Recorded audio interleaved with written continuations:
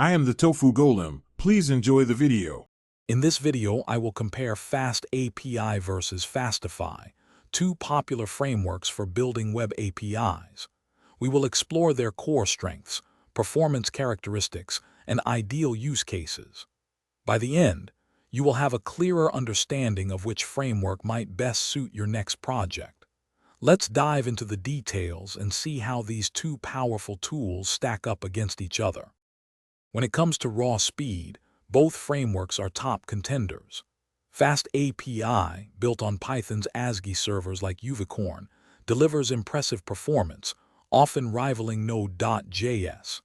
Fastify, being a Node.js framework, is inherently fast due to Node's non-blocking architecture. Benchmarks frequently show Fastify processing upwards of 30,000 requests per second, making it incredibly efficient for high-throughput applications. It's a close race in terms of pure speed. Beyond speed, their feature sets and ecosystems differ. FastAPI shines with its automatic interactive API documentation, generated from your code using OpenAPI and JSON schema. This saves developers significant time. Fastify, on the other hand, boasts a robust plugin system and strong schema-based validation, ensuring data integrity.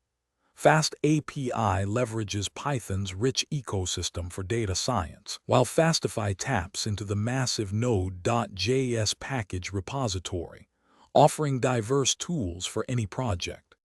So, which one should you choose?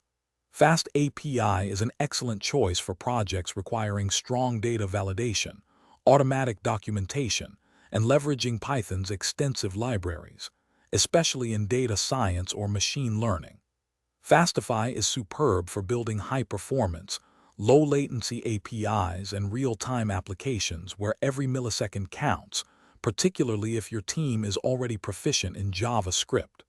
Both are fantastic, but your project's specific needs will guide your decision. Thanks for watching. Consider subscribing if we helped you today.